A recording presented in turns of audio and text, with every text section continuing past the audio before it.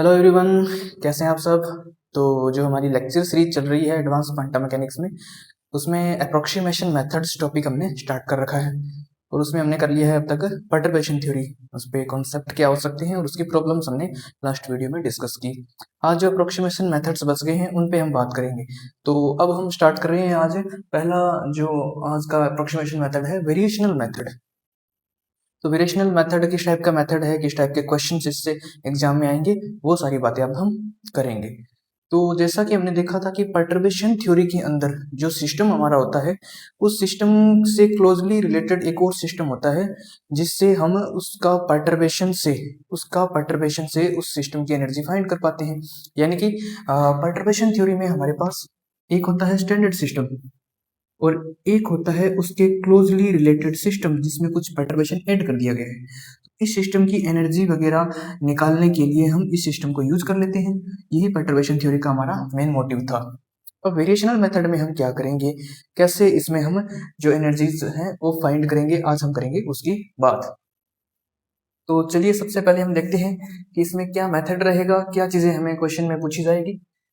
तो सबसे पहले तो कैसा सिस्टम होगा ये हमें ध्यान रखना है कि in this method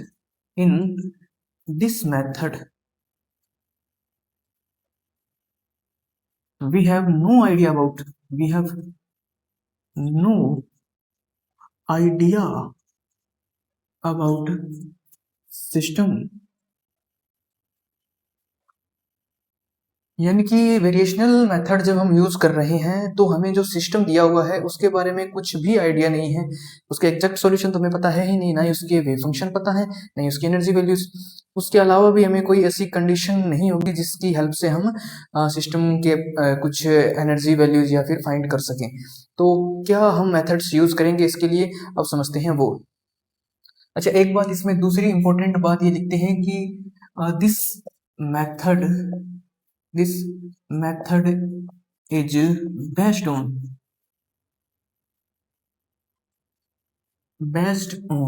variational principle। Variational, तो ये वेरिएशनल प्रिंसिपल पे ही बेस्ड है पूरा। थोड़ी देर में हम समझेंगे कि ये वेरिएशनल प्रिंसिपल क्या होता है। उससे पहले हम देखते हैं कि इस टॉपिक से किस टाइप का क्वेश्चन आएगा और उसको हम कैसे सोल्व करेंगे। तो यहाँ पे जो क्वेश्चन का फॉर्मेट रहेगा वो कुछ इस टाइप का रहेगा कि आपको एक सिस्टम दिया जाएगा और सिस्टम की आपको पूछी जाएगी ग्राउंड स्टेट एनर्जी। आपको एक सिस्टम दिया जाएगा, उस सिस्टम का पोटेंशियल दे दिया जाएगा और फिर पूछा जाएगा कि फाइंड कीजिए इस सिस्टम की ग्राउंड स्टेट एनर्जी। तो चलिए इसके स्टेप्स लिखते हैं, कैसे इसको सॉल्व करेंगे। फर्स्ट स्टेप सॉल्यूशन कैसे करेंगे इसका, उसके लिए कुछ हम स्टेप्स देखते हैं। फर्स्ट स्टेप में हम करेंगे choose trial wave function. Choose a trial wave function. तो पहला जो हम स्टेप यहाँ पे जो फर्स्ट स्टेप है वो रहेगा ट्रायल वेव फंक्शन चूज करना। ट्रायल वेव फंक्शन क्या होता है, कोई भी सिस्टम है उसका एग्जैक्ट वेव फंक्शन हमें नहीं पता, लेकिन उस सिस्टम को देख के, उस सिस्टम की कुछ सिमेट्रिक कंडीशंस को देख के हम एक ऐसा वेव फंक्शन गेस कर सकते हैं, ऐसा वेव फंक्शन चूज कर सकते हैं जो सिस्टम के एग्जैक्ट वेव फंक्शन के आसपास का हो, उससे मिलता जुलता हो। तो अब कैसे ये हम गेस करेंगे क्वेश्चंस में, तो इसके लिए आपको चिंता करने की जरूरत नहीं है क्योंकि ये ट्रायल वेव फंक्शन आपको क्वेश्चन में हमेशा ही दिया हुआ मिलेगा। तो ये फर्स्ट स्टेप, इसमें हमें कुछ करना है नहीं, ये ट्रायल वेव फंक्शन आपको क्वेश्चन में ही मिलेगा। अब सेकंड स्टेप में क्या करना है, सेकंड स्टेप में करना है आपने जो ट्रायल वेव फंक्शन ये साई आपने लिख लिया या क्वेश्चन में आपको दिया हुआ है, तो इसी ट्रायल वेव फंक्शन की हेल्प से हैमिल्टोनियन की एक्सपेक्टेशन वैल्यू लिखनी है। क्या लिखनी है, हैमिल्टोनियन ऑपरेटर की एक्सपेक्टेशन वैल्यू निकाल लेनी है इस वेव फंक्शन में। और जो एक्सपेक्टेशन वैल्यू आएगी उसी को हम बोलेंगे एनर्जी ऑफ ग्राउंड स्टेट, उसी को बोलेंगे एनर्जी ऑफ ग्राउंड स्टेट। तो क्या एनर्जी निकल गई हमारी, क्या इतना ही प्रोसेस हमें करना है? नहीं, एक और स्टेप इसमें करना पड़ेगा, स्टेप थर्ड। और स्टेप थर्ड में हमें करना पड़ेगा, ये जो एनर्जी मिली है minimise this ground state energy with respect to variational parameter variational parameter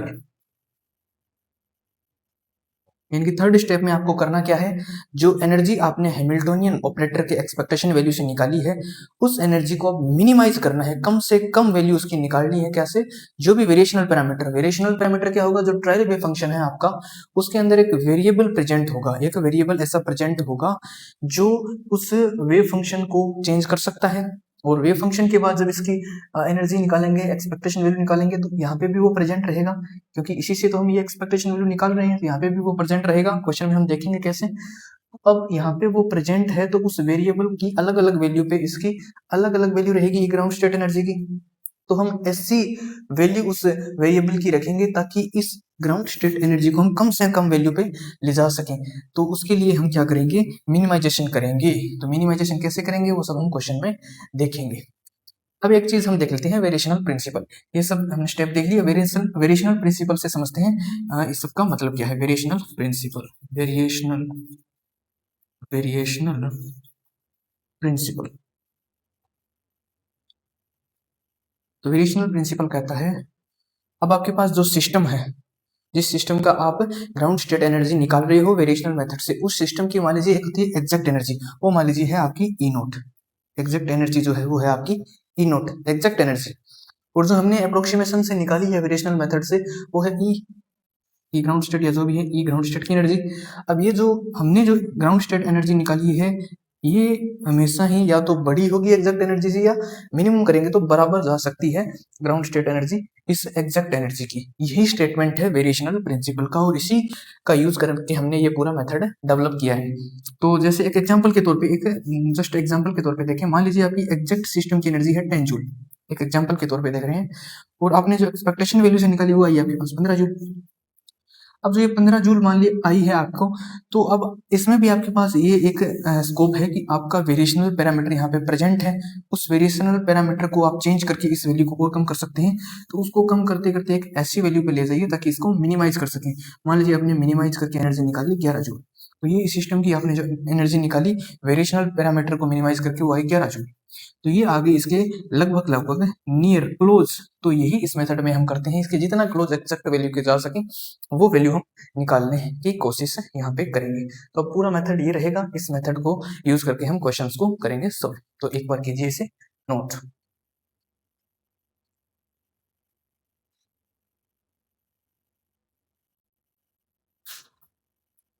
तो चलिए अब हम कुछ क्वेश्चंस इसके ऊपर देखते हैं। जो हमारा फर्स्ट क्वेश्चन है, तो जैसा कि हमने देखिए क्वेश्चन फॉर्मेट की बात की थी, इस टाइप से आपको क्वेश्चन मिलेगा वेरिएशनल मेथड का। एक ट्रायल वेव फंक्शन आपको दिया होगा, एक पोटेंशियल सिस्टम का दिया होगा, और आपको पूछा जाएगा उस सिस्टम की ग्राउंड स्टेट एनर्जी फाइंड कीजिए। यहाँ पे अगर आप देखें तो ये जो बी है, ये जो बी है यहाँ पे, ये बी, इसको बोला गया है वेरिएशनल पैरामीटर। तो हमने बात की थी कि ट्रायल वेव फंक्शन में एक वेरिएशनल पैरामीटर प्रेजेंट होगा। तो चलिए अब इसको करते हैं सोल्व। तो हमने कहा था फर्स्ट स्टेप हमारा ट्रायल वेव फंक्शन लिखना, तो ट्रायल वेव फंक्शन हमें दिया हुआ है। तो सेकंड स्टेप हमारा जो था वो था इस ट्रायल वेव फंक्शन की हेल्प से हमें हैमिल्टोनियन की एक्सपेक्टेशन वैल्यू निकालनी है। तो हैमिल्टोनियन की हमें एक्सपेक्टेशन वैल्यू निकालनी है यहाँ पर। तो इसके लिए सबसे पहले आपको क्या करना पड़ेगा, एक्सपेक्टेशन वैल्यू जब भी आप कैलकुलेट करते हो किसी भी वेव फंक्शन से, तो उसको नॉर्मलाइज आपको करना पड़ता है। तो आप देखेंगे यहाँ पे एक नॉर्मलाइजेशन कॉन्स्टेंट है, इसकी वैल्यू आपको निकालनी पड़ेगी। तो इसकी वैल्यू निकालने के लिए दो तरीके।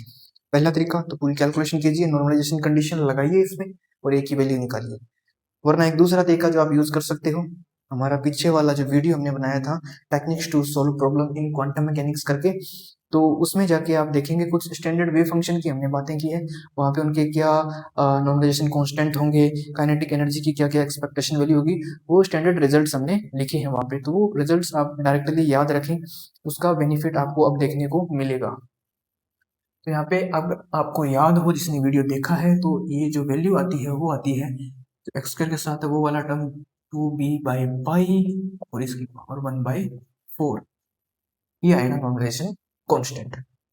अब हमें क्या करना है, अब हमें निकालना है हैमिल्टोनियन की एक्सपेक्टेशन वैल्यू। उसको हमने एनर्जी बोला था सिस्टम की, ग्राउंड स्टेट एनर्जी। तो जो ग्राउंड स्टेट एनर्जी है वो कैसे निकलेगी, हैमिल्टोनियन की एक्सपेक्टेशन वैल्यू निकालो इस ट्रायल वेव फंक्शन में। तो इसकी एक्सपेक्टेशन वैल्यू मतलब इसको दो पार्ट्स में, एक काइनेटिक एनर्जी की और दूसरी पोटेंशियल एनर्जी की एक्सपेक्टेशन वैल्यू। ऐसे तो लिखते हैं हैमिल्टोनियन ऑपरेटर को, काइनेटिक एनर्जी की expectation value plus potential energy की। तो पहला हम निकालते हैं काइनेटिक एनर्जी की एक्सपेक्टेशन वैल्यू। और अगर आपको याद हो, ये रिजल्ट भी हमने इस वेव फंक्शन के लिए डायरेक्ट याद रखा था, और ये वैल्यू आती है आपकी h cut square b over 2m। अगर आपने ये याद नहीं किया तो मान के चलिए ये क्वेश्चन आपसे पेपर में सोल्व नहीं होगा उस उतनी टाइमिंग में, तो वो आपको ये रिजल्ट याद रखना है। नेक्स्ट जो हमें निकालनी है पोटेंशियल एनर्जी की एक्सपेक्टेशन वैल्यू, तो वो कैसे निकालेंगे, ये तो आपको कैलकुलेट करनी ही पड़ेगी, क्योंकि अलग अलग क्वेश्चन में अलग अलग पोटेंशियल्स मिलेंगे। तो यहाँ पे जो पोटेंशियल है वो ये रहा, डिराक डेल्टा टाइप का पोटेंशियल यहाँ पे दे रखा है आपको।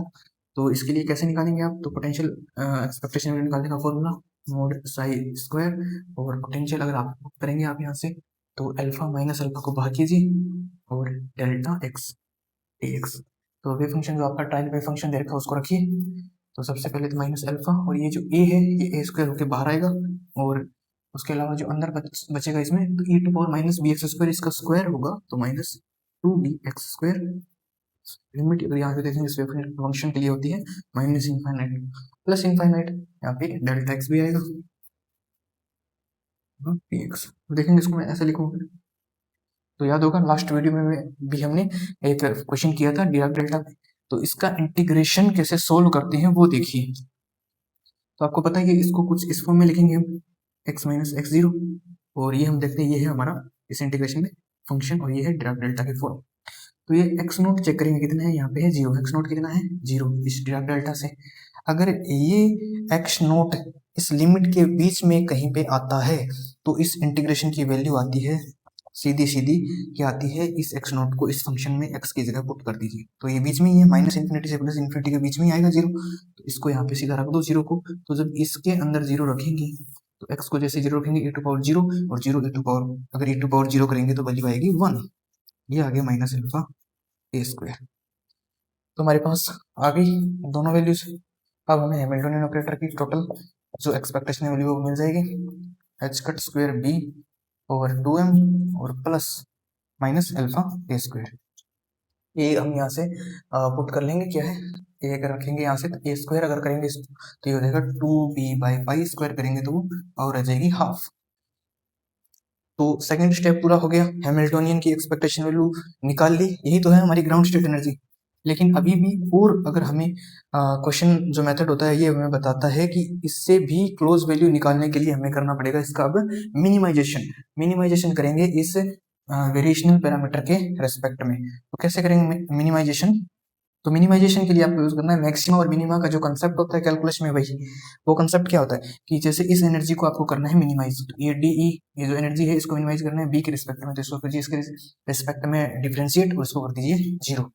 जब आप इस पूरे टर्म को डिफरेंशिएट करेंगे बी के रिस्पेक्ट में और उसको जीरो के अराउंड पुट करेंगे और कैलकुलेशन करेंगे, तो यहाँ से बी की वैल्यू निकल के आएगी।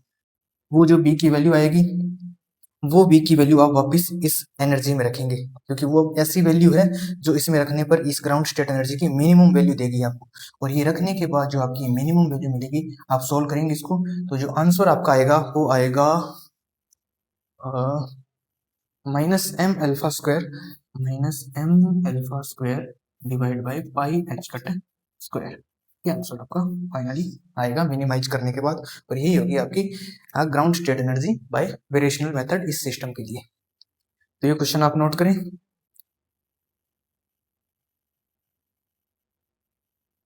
ओके, तो अब करते हैं नेक्स्ट क्वेश्चन का सॉल्यूशन। अगर देखेंगे इस क्वेश्चन का फॉर्मेट क्या है, अगर देखेंगे ये सिस्टम, ये तो जाना पहचाना सिस्टम आपके लिए, particle in 1D box minus A से प्लस ए, फिर भी ये तो एग्जैक्ट सॉल्यूशन इसके पता है, फिर भी एक क्वेश्चन ऐसा आया हुआ है पेपर में, तो इसको हमें एग्जैक्ट सॉल्यूशन तो पता है, अब इसको हम वेरिएशनल मेथड से इसकी ग्राउंड स्टेट निकालना चाहते हैं। तो हम देखेंगे कि कितनी आती है, क्या एग्जैक्ट सॉल्यूशन के आसपास हमें मिलता है वैल्यू। तो वही इसके लिए सबसे पहले देखेंगे तो क्या इसमें वेरिएशनल पैरामीटर है कोई। देखिए वेरिएशनल पैरामीटर कुछ क्वेश्चन में तो आपको बता दिया जाएगा कि ये वेरिएशनल पैरामीटर है, कुछ क्वेश्चन में आपको खुद आइडेंटिफाई करना पड़ेगा कि इसमें वेरिएशनल पैरामीटर क्या है। तो कैसे करेंगे, इसके लिए एक तरीके हैं। पहला तरीका तो ये है, उसमें ये है नॉर्मलाइजेशन कांस्टेंट। इस क्वेश्चन से देखिए, अगर x तो चलो वेरिएबल अलग ही, ये तो इसमें वेरिएशनल पैरामीटर हो ही नहीं सकता, ये तो फंक्शन को डिनोट करता है। ये a है, क्या ये वेरिएशनल पैरामीटर हो सकता है। तो अगर आप देखेंगे a क्या है, तो इस बॉक्स की हाफ लेंथ है a, माइनस ए से प्लस ए, टोटल अगर लेंथ देखेंगे बॉक्स की है 2a, a क्या है हाफ लेंथ। हाफ लेंथ का मतलब है ये एक कांस्टेंट वैल्यू है, और हमने बात की थी कि वेरिएशनल पैरामीटर तो क्या होता है, वेरिएबल होता है। तो ए यहाँ पे वेरिएशनल पैरामीटर नहीं हो सकता। इसका मतलब इस वेव फंक्शन में कोई भी वेरिएशनल पैरामीटर नहीं है, और अगर वेरिएशनल पैरामीटर नहीं है तो इसको मिनिमाइज करने की जरूरत नहीं है, कर भी नहीं पाएंगे क्योंकि वेरिएशनल पैरामीटर है ही नहीं। तो सिर्फ एक स्टेप में ये पूरा क्वेश्चन सॉल्व हो जाएगा। तो इस टाइप से आप वेरिएशनल पैरामीटर को आइडेंटिफाई कर सकते हो। दूसरा तरीका ये है कि मान लीजिए आप कोई क्वेश्चन कर रहे हो, उसमें ट्रायल वेव फंक्शन दे रखा है, तो क्वेश्चन देखने के बाद डायरेक्ट ऑप्शन देखिए। ऑप्शन में मान लीजिए जो भी इसमें टर्म्स है, अगर ये सारे टर्म्स ऑप्शन में हैं तो समझ लीजिए कोई भी वेरिएशनल पैरामीटर नहीं है। लेकिन इनमें से अगर कुछ, जैसे ए यहाँ पे है, अगर यहाँ पे कोई बी वगैरह और होता टर्म और वो आपको देखते ऑप्शन में नहीं है, यानी कि वो हट गया हो गया क्योंकि उसका मिनिमाइजेशन कर दिया हमने, मिनिमाइजेशन करके उसकी वैल्यू रख दी तो वो टर्म हट गया। तो ऑप्शन में अगर कोई टर्म हट चुका है तो वही आपका वेरिएशनल पैरामीटर है। इस टाइप से आप आइडेंटिफाई कर सकते हैं। चलिए अब इस क्वेश्चन को करते हैं सोल्व। तो इसको करने के लिए आपको क्या चाहिए, इसमें सिर्फ हैमिल्टनियन की एक्सपेक्टेशन वैल्यू, क्योंकि ट्रायल वेव फंक्शन पता है, अगला स्टेप होता है इसकी एक्सपेक्टेशन वैल्यू निकालनी हैमिल्टनियन की। तो कैसे निकालेंगे, सबसे पहले ये ए क्या आएगा यहाँ पे, नॉर्मलाइजेशन कांस्टेंट, ये स्टैंडर्ड वेव फंक्शन में भी हमने देखा था, इसकी जो वैल्यू आती है वो आती है 15/16 और ए पावर 5 ये आती है। अब निकालते हैं हैमिल्टनियन की एक्सपेक्टेशन वैल्यू। तो कैसे निकालेंगे, इसको ई बोलेंगे, उसके लिए काइनेटिक एनर्जी की और पोटेंशियल एनर्जी की अलग अलग फाइंड करेंगे। यहाँ पे अगर आप देखोगे पोटेंशियल तो जीरो ही है सिस्टम का, यहाँ पे देखिए तो ये तो निकालने की जरूरत है, जीरो हो गया। अब काइनेटिक एनर्जी की एक्सपेक्टेशन वैल्यू निकालते हैं। तो निकालने की जरूरत कहाँ है, याद कर रखी है तो उसी को यूज कर लेते हैं। तो क्या आई थी इस सिस्टम के लिए, तो याद कीजिए इस सिस्टम के लिए आती है आपकी काइनेटिक एनर्जी की expectation value 5/4 h cut square by ma square, ये वैल्यू आती है। ये हो गई काइनेटिक एनर्जी की एक्सपेक्टेशन वैल्यू। तो अब जो हमारी सिस्टम की ग्राउंड स्टेट एनर्जी आई वो क्या आई, हमने क्या कहा था, यही होती है ground state energy, expectation value Hamiltonian operator in trial wave function. इस वेव फंक्शन में हमने ये निकाल ली इसकी एक्सपेक्टेशन वैल्यू। तो क्या आई 5/4 h cut square by ma square. उसके बाद का हमारा स्टेप होता है मिनिमाइजेशन का। मिनिमाइजेशन करने के लिए वेरिएशनल पैरामीटर यहाँ पे है ही नहीं, तो यही हमारा फाइनल आंसर होगा।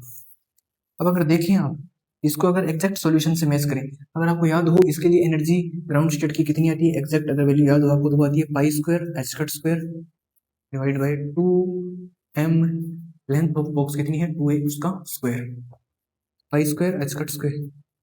ये पार्टिकल इन 1D बॉक्स के लिए जो रिजल्ट हमारा ग्राउंड स्टेट का मिलता है वो हम एग्जैक्ट रिजल्ट लिख रहे हैं यहाँ पे, 8m स्क्वायर हो जाएगा ये।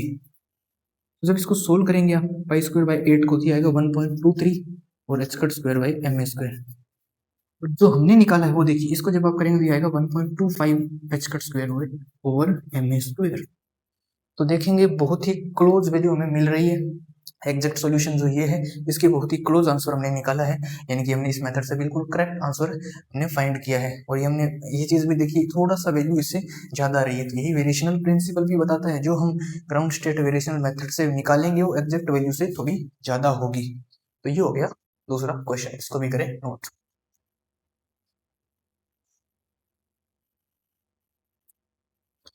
तो एक और क्वेश्चन हम देखते हैं वेरिएशनल मेथड पे। दो क्वेश्चन कर लीजिए, तीसरा क्वेश्चन, यही 3 क्वेश्चन मोस्टली पूछे जाते हैं वेरिएशनल मेथड पे। तो इस क्वेश्चन को देखिए, करते हैं सॉल्व। इस क्वेश्चन में ट्रायल वेव फंक्शन देखेंगे तो कुछ इस टाइप का है, पोटेंशियल, डिराक डेल्टा, अट्रैक्टिव और ग्राउंड स्टेट एनर्जी फाइंड करनी है। अगर आपको याद हो तो आपने जो सिस्टम्स पढ़े थे क्वांटम मैकेनिक्स में, जैसे particle in box, particle in simple harmonic oscillator, तो एक वहां पे एक सिस्टम आपने और पढ़ा होगा जिसका नाम था particle in attractive Dirac delta potential. तो उस टॉपिक को जब आपने पढ़ा था तो वहां पे जब आपने उस सिस्टम के लिए श्रोडिंगर इक्वेशन को सोल्व करके जो आइगन स्टेट्स उस सिस्टम के लिए निकाली थी, तो आइगन स्टेट कुछ ऐसी ही आई होगी। तो यह उसी उसी अट्रैक्टिव डिराक डेल्टा पोटेंशियल के लिए आइगन स्टेट है। तो ये तीसरा हमारे पास वेव फंक्शन जो कर रहे हैं इसके लिए भी हमको स्टैंडर्ड रिजल्ट्स याद होने चाहिए। तो इसमें जो नॉर्मलाइजेशन कांस्टेंट आता है सबसे पहले वो आपको पता होना चाहिए, निकालने को आप निकाल लेंगे 5-7 लाइनों की कैलकुलेशन करके, लेकिन डायरेक्टली 3-4 स्टैंडर्ड वेव फंक्शन की आपको याद होनी चाहिए। ये भी उन्हीं स्टैंडर्ड वेव फंक्शन में से है। यहाँ पे जो आती है इसका नॉर्मलाइजेशन कांस्टेंट कुछ नहीं, इसमें मोड एक्स के साथ जो टर्म है उसका अंडर रूट कर दीजिए, यही है। इसकी काइनेटिक एनर्जी की एक्सपेक्टेशन वैल्यू कितनी आती है, तो ये भी आपको डायरेक्टली याद होनी चाहिए। तो ये आती है h cut square lambda square over 2m, ये आती है काइनेटिक एनर्जी की एक्सपेक्टेशन वैल्यू।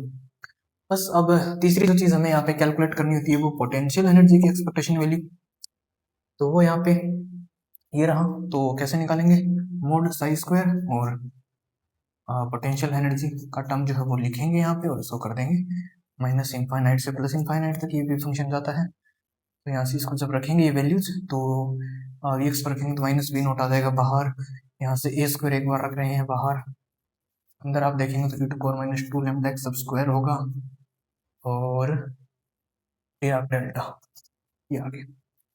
तो ये फिर से वही डिराक डेल्टा की प्रॉपर्टी है, यहाँ पे x इक्वल टू 0, यहाँ पे जो 0 है वो इस लिमिट के बीच में आएगा, तो x इक्वल टू 0 इस फंक्शन में रख दीजिए, जो वैल्यू आएगी वही आंसर इस इंटीग्रेशन का, तो ये वैल्यू आएगी 1, तो minus v not a square ये आ गया यहाँ से पोटेंशियल एनर्जी की एक्सपेक्टेशन वैल्यू। तो कैसे निकालते हैं ग्राउंड स्टेट एनर्जी, क्या होती है वेरिएशनल मेथड में, तो याद होगा आपको ये होती है कुछ इस टाइप से। तो हैमिल्टोनियन जो हमने ट्रायल वेव फंक्शन के रिस्पेक्ट में जो हैमिल्टोनियन की एक्सपेक्टेशन वैल्यू निकाली है वही होती है ग्राउंड स्टेट एनर्जी सिस्टम की। तो बस निकाल ली हमने। काइनेटिक एनर्जी की क्या आई वो हम लिख देंगे, ये रही h cut square lambda square by 2, और पोटेंशियल एनर्जी की क्या आई, ये रही v not minus v not और ए स्क्वायर की वैल्यू यहाँ से क्या आ जाएगी, ए टोटल लैम्डा है तो ए स्क्वायर हो जाएगा लैम्डा। इसके बाद क्या स्टेप होता है, अगर वेरिएशनल पैरामीटर प्रेजेंट है क्वेश्चन के अंदर तो मिनिमाइज करो उसके रिस्पेक्ट में इस एनर्जी को, और मिनिमम जो एनर्जी आएगी वही होगा अपना आंसर। तो जो लैम्डा अगर आप देखेंगे कैसे पता चलेगा, इसमें कोई अगर देखेंगे तो यहाँ से अगर कोई वेरिएशनल पैरामीटर हो सकता है तो वो है लैम्डा, क्योंकि ये तो नॉर्मलाइजेशन कांस्टेंट है और एक्स नहीं होता कभी भी। तो लैम्डा आप कैसे चेक करेंगे कि वेरिएशनल पैरामीटर है या नहीं, तो सीधा एक तरीका है, जो क्वेश्चन में ऑप्शन दिए होंगे उनको चेक करना है। अगर ऑप्शन में कहीं भी आपको लैम्डा दिख रहा है तो वो नहीं है वेरिएशनल पैरामीटर। अगर ऑप्शन में लैम्डा नहीं है, कोई भी ऑप्शन में लैम्डा प्रेजेंट नहीं है, इसका मतलब उसको मिनिमाइजेशन करके हटा दिया है, इसलिए वो ऑप्शन में नहीं आया है। तो यहाँ पे अगर आप इस क्वेश्चन जब आया था इसके ऑप्शंस थे तो उसमें कहीं भी लैम्डा प्रेजेंट नहीं था ऑप्शंस में, इसका मतलब ये वेरिएशनल पैरामीटर है।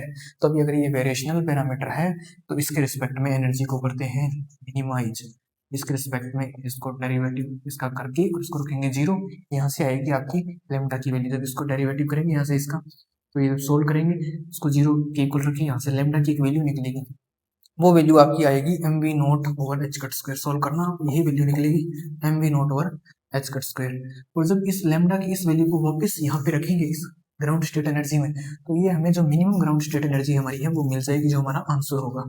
तो ये जो एनर्जी आपको मिलेगी वो मिलेगी minus M we naught square minus M we naught square over 2 H cut square. ये आप सोल्व करेंगे तो आपको ये एनर्जी मिल जाएगी। तो ये इस क्वेश्चन का आंसर होगा। तो जैसा कि आपने देखा वेरिएशनल मेथड में हमने पूरा मेथड हमने समझा, और 3 क्वेश्चन, तो 3 स्टैंडर्ड क्वेश्चन है जो बार बार पूछे जाते हैं। वैसे तो बहुत ज्यादा कैलकुलेटिव हो, अगर हमें काइनेटिक एनर्जी की एक्सपेक्टेशन वैल्यू याद ना हो, ये नॉर्मलाइजेशन कांस्टेंट याद ना हो, तो बहुत ज्यादा कैलकुलेटिव है ये क्वेश्चन। लेकिन ये जो रिजल्ट्स अगर हमें याद हैं फिर 3 से 4 लाइन में ये आप क्वेश्चन आराम से कर सकते हो। तो इसको करें नोट, फिर करते हैं आगे।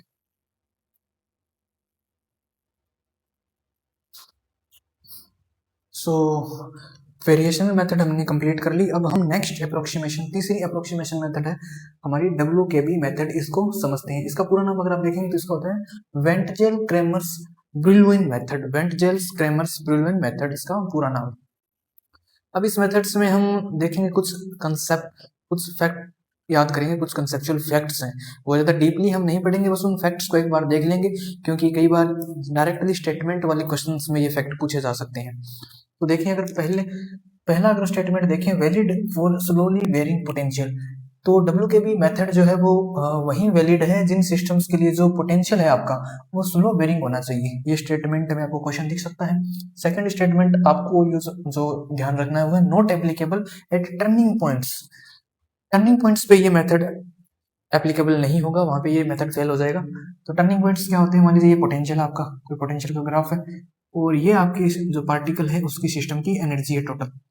तो यहाँ पे अगर आप देखेंगे इन 2 पॉइंट्स पे जो पोटेंशियल है इस सिस्टम का और जो एनर्जी है वो दोनों इक्वल है।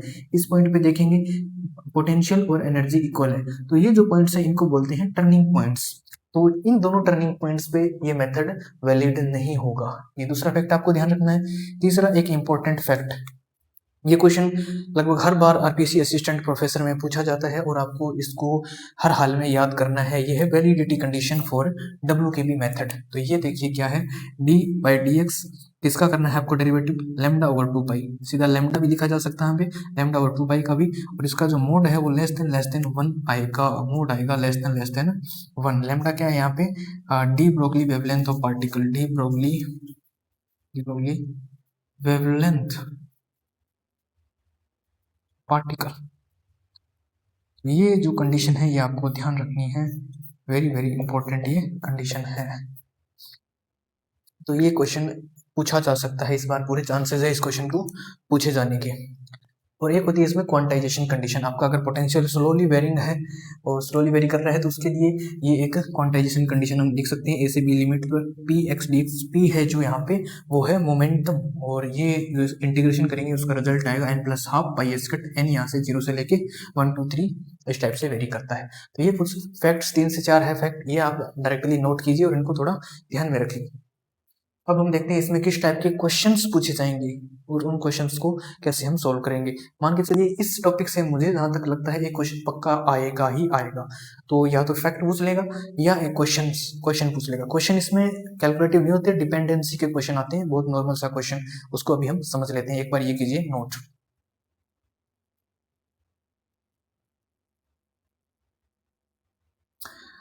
तो चलिए अब हम बात करते हैं इस WKB मेथड से न्यूमेरिकल प्रॉब्लम अगर बनेगी तो वो किस टाइप से बनेगी। तो जैसा कि आप देख पा रहे हैं क्वेश्चन आपको कुछ इस टाइप से दिया होगा, आपको पोटेंशियल एक दे रखा होगा इस टाइप की फॉर्म में, इस टाइप की फॉर्म में आपने क्वेश्चन में पोटेंशियल आपको मिलेगा और आपसे क्या पूछा जाएगा, डिपेंडेंसी पूछी जाएगी एनर्जी की, किस पे, एन पे, प्रिंसिपल क्वांटम नंबर पे, या फिर इस जो लैम्डा यहाँ पे जो कांस्टेंट यूज कर रखा है इस पे क्या डिपेंडेंसी होगी हमारे सिस्टम की एनर्जी की। तो देखिए कैसे करेंगे इसको सॉल्व। तो फर्स्ट हम देखते हैं एनर्जी की डिपेंडेंसी क्या आएगी, ये डिपेंडेंसी एन पे कैसे होगी। तो इसके लिए आपको डायरेक्टली एक डिपेंडेंसी एक प्रोपोर्शनलिटी याद रखनी है, वो है n+12 पे डिपेंड करती है एनर्जी कुछ इस टाइप से। क्वांटाइजेशन कंडीशन से ही आगे इसको निकाला है हमने, अभी हम इसको डिटेल डिस्कस नहीं करेंगे, डायरेक्टली इस फैक्ट को याद रखेंगे। ये आती है 2 और ये जो पावर है m, ये यहाँ पे यूज करेंगे 2m/m+2। तो ये डिपेंडेंसी आपको ध्यान रखनी है एनर्जी की इस टाइप से आएगी अगर इस टाइप का पोटेंशियल आपको क्वेश्चन में गिवन है, ये ऑलवेज आप यूज करेंगे, ऑलवेज वैलिड है। दूसरी आपको एनर्जी की डिपेंडेंसी लेमडा पे कैसे होगी, लेमडा पे डिपेंडेंसी कैसे होगी, तो लेमडा पे, इस वाले लेमडा पे डिपेंड कैसे करेगी एनर्जी, वो करेगी 2/m+2। ये ऑलवेज वैलिड तो नहीं है, कुछ एक केस में कब यूज कर सकते हैं इसको, जब m आपका हो, m क्या, ये वाली जो पावर है आपकी ये इवन पावर्स पोटेंशियल में x की पावर इवन होनी चाहिए, तब आप यूज कर सकते हैं इसको, ये जरूर ध्यान रखना इवन पावर्स के लिए ये वैलिड है। ये तो आप ऑलवेज यूज करें, n पे तो हमेशा ही डिपेंडेंसी बता पाएंगे। अब देखते हैं कुछ क्वेश्चन, सिंपल क्वेश्चन होंगे बहुत ही। आपको पोटेंशियल दे रखा है 12m² x², और आपको प्रोपोर्शनलिटी बतानी है e की n पे। तो कैसे बताएंगे, तो सॉल्यूशन इसका देखें तो आपको डायरेक्टली पता है फॉर्मूला, e डिपेंड करता है n पे, कैसे n+12 और 2m/m+2। तो बस m की वैल्यू कितनी है, यहाँ से m की वैल्यू है 2, तो 2 रखेंगे, n+12 और 2 अगर रखेंगे यहाँ से तो 2 से गुणा करेंगे 4 और 4 नीचे तो 1 पावर बच जाएगी। और अगर आप देखेंगे क्वेश्चन में बोला जाएगा n इज वेरी लार्ज, तो आप n+12 को n लिख देंगे और इस टाइप की डायरेक्टली प्रोपोर्शनल इसके आ जाएगा। दूसरा इस टाइप का क्वेश्चन अगर देखें हम, क्या पूछा जा सकता है, मान लीजिए इस पर आपको दे दिया क्वेश्चन में पोटेंशियल जो आपका है वो है अल्फा मॉड x। तो अब बताइए एनर्जी की डिपेंडेंसी क्या होगी, n इज लार्ज, ये भी दे दिया। इसको कैसे करेंगे आप, तो same e is proportional to n large है तो n+12 की बजाय n पे ही आप डायरेक्टली इसको डिपेंड करवा सकते हैं m+2। ये कैसी डिपेंडेंस आ जाएगी, तो m की जगह रख दीजिए 1, तो n पे आ जाएगी 2/3, इस फॉर्म में डिपेंडेंसी। तो इस टाइप से आप नॉर्मली सारे क्वेश्चंस कर सकते हो, कोई भी डिफिकल्ट क्वेश्चन यहाँ से नहीं आएगा, इस टाइप के नॉर्मल क्वेश्चंस आपको पूछे जाएंगे। इसको कीजिए नोट।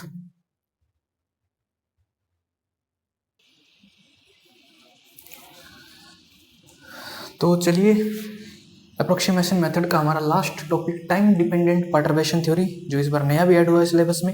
अब इसको हम पढ़ेंगे डिटेल में, तो हम इसको नहीं पढ़ पाएंगे, इसको हम एक शॉर्ट वे में पढ़ेंगे किस टाइप से क्वेश्चन आपको पूछा जा सकता है। अगर ये फैक्ट्स आप याद कर लेंगे तो मान के चलिए आप क्वेश्चन कर पाएंगे।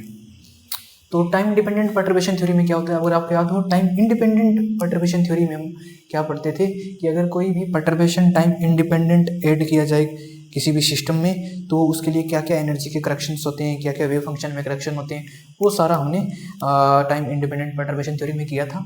यहाँ पे हमें क्या करना है, देखिए इसमें सबसे पहले जो परटर्बेशन ऐड होगा वो होगा टाइम डिपेंडेंट, टाइम पे डिपेंड करेगा। तो हम उसको इस टाइप से कुछ लिखेंगे, जो परटर्बेशन है वो टाइम डिपेंडेंट है यहाँ पर। दूसरी बात, यहाँ पे क्वेश्चन किस टाइप से पूछा जाएगा, आपको क्वेश्चन पूछा जाएगा find transition probability at time T. आपको आपके पास कोई सिस्टम होगा इनिशियली कोई स्टेट में, टाइम जीरो टाइम पे कोई सिस्टम है और कोई इनिशियली किसी एनर्जी स्टेट में है। अब जैसे ही एक टाइम डिपेंडेंट परटर्बेशन उस पर ऐड कर दिया, तो ये पूछा जाएगा कि टाइम डिपेंडेंट परटर्बेशन ऐड करने के इतने टाइम बाद, टी टाइम बाद, इसकी जो कुछ इस फाइनल स्टेट में जाने की प्रोबेबिलिटी क्या होगी। तो उसी प्रोबेबिलिटी को हम बोलते हैं ट्रांजिशन प्रोबेबिलिटी, यानी कि एक स्टेट से दूसरी स्टेट में ट्रांजिशन करने की probability after applying this time dependent perturbation, उसी को बोलते हैं ट्रांजिशन प्रोबेबिलिटी। तो इस टाइप से आपको क्वेश्चन पूछा जाएगा। तो इसके लिए एक फॉर्मूला होता है जो आपको याद करना पड़ेगा ट्रांजिशन प्रोबेबिलिटी का। उससे पहले एक चीज़ हम देखते हैं, ट्रांजिशन एम्पलीट्यूड। तो ट्रांजिशन एम्पलीट्यूड जो है CFT, तो इसको हम कैसे लिखेंगे, 1/i/h, और इसके अंदर ये पोटेंशियल का एक इनर प्रोडक्ट है फाइनल स्टेट और इनिशियल स्टेट में। एफ का मतलब है यहाँ पे फाइनल स्टेट, जिस स्टेट में सिस्टम चला जाएगा। आई का मतलब है इनिशियल स्टेट थी जो जिसमें सिस्टम इनिशियली था, वो एक इनर प्रोडक्ट आपको यहाँ पे करना है, और उसके बाद e⁻⁰ dt ये करना है। इसको समझते हैं अभी ये क्या चीज़ें हैं। उसके बाद हम निकालेंगे transition probability. Transition probability direct ये फॉर्मूला पूछा जा सकता है, डायरेक्ट ये फॉर्मूला पूछा जा सकता है। ट्रांजिशन प्रोबेबिलिटी कैसे निकालेंगे, जो ट्रांजिशन एम्पलीट्यूड है उसका मोड का स्क्वायर करना है आपको। तो जब ये करोगे आप, तो उसकी जो वैल्यू आएगी 1/h²। फिर एक ये टर्म, इसमें हम इनर प्रोडक्ट करते हैं पोटेंशियल, जो ये V है, ये F है, ये क्या चीज़ है। सबसे पहले ये समझिए, मान लीजिए आपके पास जो परटर्बेशन ऐड किया गया वो कुछ इस टाइप का है, ये टाइम डिपेंडेंट परटर्बेशन है, उसको हमने दो पार्ट्स में तोड़ दिया। इसको बोलते हैं स्पेटियल पार्ट, इसको बोलते हैं टाइम डिपेंडेंट पार्ट, यानी कि दो पार्ट होंगे, एक जिसमें टाइम होगा, दूसरा जिसमें टाइम नहीं होगा, स्पेस कोऑर्डिनेट्स होंगे। उसको दो अलग अलग पार्ट में हम लिखेंगे। तो टाइम वाला जो पार्ट है वो इंटीग्रेशन के अंदर आ जाएगा, और टाइम वाले पार्ट को छोड़ के जो पार्ट है वो इंटीग्रेशन से बाहर हम सॉल्व करेंगे। तो ये वाला जो पार्ट है, इसका फाइनल स्टेट और इनिशियल स्टेट के साथ इनर प्रोडक्ट लेके और इसका मोड का स्क्वायर करना है। उसके बाद इंटीग्रेशन में आपको 0 से जिस टाइम तक ट्रांजिशन प्रोबेबिलिटी निकालनी है वो लिमिट लगाएंगे। Ft जो टाइम वाला पार्ट है इस परटर्बेशन में वो यहाँ पे आएगा। उसके बाद e⁻⁰ ये क्या है, ओमेगा फाइव, ये है फाइनल एनर्जी, जो फाइनल स्टेट में जा रहा है उसकी एनर्जी क्वेश्चन में गिवन होगी। इनिशियल स्टेट जिसमें था उसकी एनर्जी गिवन होगी, और डिवाइड बाय h कट, ये वैल्यू फाइंड करके यहाँ पे रखेंगे t, और इसका इंटीग्रेशन करके इसका मोड का स्क्वायर। ये फॉर्मूला आप लिखिए, इसको 2-3 बार अपने हाथ से लिखे देखेंगे तो ये फॉर्मूला याद हो जाएगा। हो सकता है डायरेक्टली ये फॉर्मूला किसी फॉर्मेट में पूछ लिया जाए। अब एक नोट जो आपको यहाँ से ध्यान रखना है, यहाँ से क्वेश्चन पूछे जाने के चांसेस हैं। अगर जो आपने परटर्बेशन लगाया है वो कांस्टेंट है और फिर आपको ट्रांजिशन प्रोबेबिलिटी पूछी जा रही है, तो इस फॉर्मूला को थोड़ा मैनिपुलेट करके इसमें कांस्टेंट परटर्बेशन ऐड करके जब हम इस फॉर्मूला को चेंज करेंगे तो कांस्टेंट परटर्बेशन के लिए कुछ इस टाइप की ट्रांजिशन प्रोबेबिलिटी मिलेगी आपको, 4/h² ओमेगा fi², और जो कांस्टेंट पोटेंशियल में लगाया है मान लीजिए होगा v, कांस्टेंट परटर्बेशन v है हमारा, तो उसका इनर प्रोडक्ट का स्क्वायर इस दो स्टेट्स फाइनल और इनिशियल स्टेट में, और साइन स्क्वायर का एक टर्म आएगा, और ओमेगा fi/2। तो ये एक फॉर्मूला आपको ध्यान रखना है, ये है इंपॉर्टेंट, यहाँ से क्वेश्चन आने के चांसेस हैं। तो अब इस फॉर्मूला पे हम एक क्वेश्चन करेंगे बस, बहुत ज़्यादा इस पे क्वेश्चन नहीं पूछे जाते हैं। नेट गेट एग्जाम में भी इससे बहुत ही रेयर क्वेश्चन आए हैं, तो आरपीएससी लेवल पे तो एक सिंपल सा क्वेश्चन हम देख लेंगे इस फॉर्मूला पे। बाकी यहाँ से फैक्ट से कोई फॉर्मूला आपको पूछा जा सकता है, एक बार इस चीज को नोट।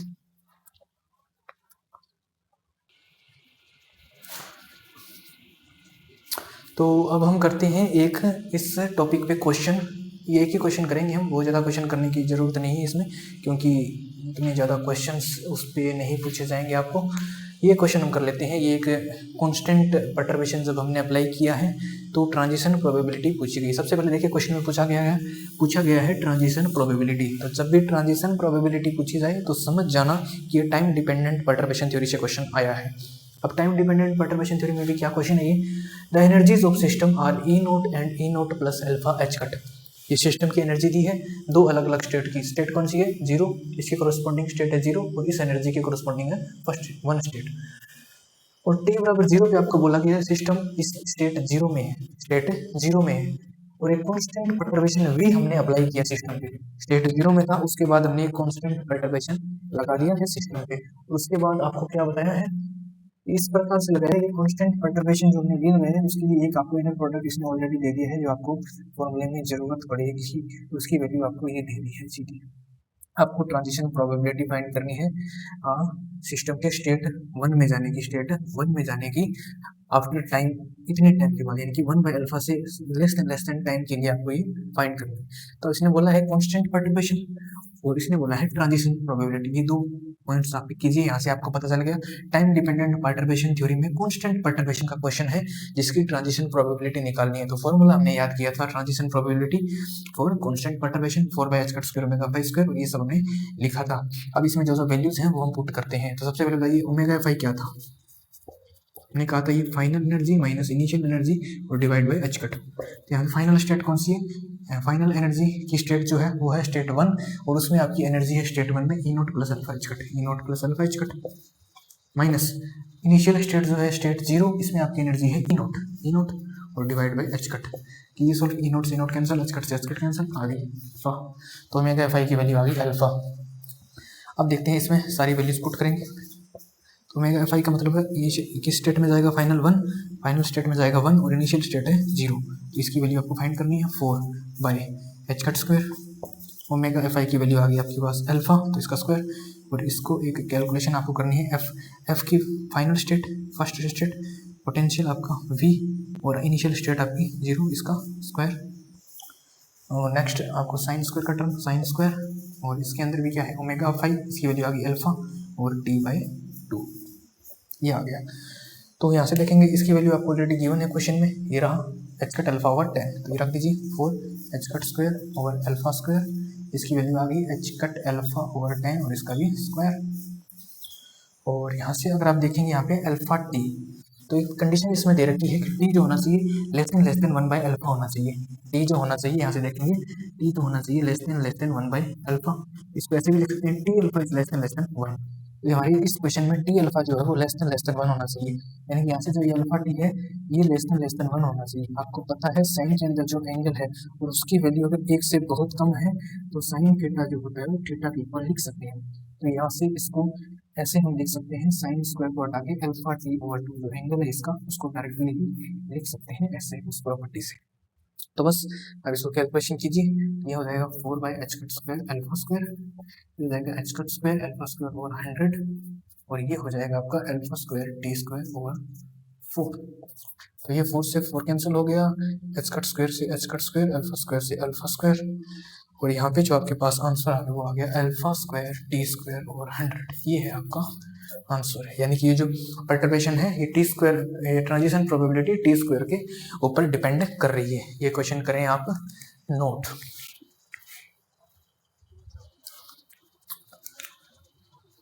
तो इस टाइप से हमने अब सारी अप्रोक्सीमेशन मेथड्स जितने भी टॉपिक्स थे जिस टाइप के क्वेश्चन से वो कंप्लीट कर लिए हैं। तो और भी अगर आप क्वेश्चन इस पे प्रैक्टिस करना चाहते हैं तो हम टेलीग्राम चैनल पे उन क्वेश्चंस को डाल देंगे, जो भी प्रीवियस क्वेश्चंस हैं उनको डाल देंगे। तो टेलीग्राम चैनल आप ज्वाइन करें, लिंक उसका कमेंट बॉक्स में मिल जाएगा आपको, और आप ये कमेंट करें। इसके बाद हम क्वांटम में जो एडवांस टॉपिक्स है उनमें कौन सा टॉपिक चूज करें जिस पे हम अगला वीडियो बनाएं। Thank you.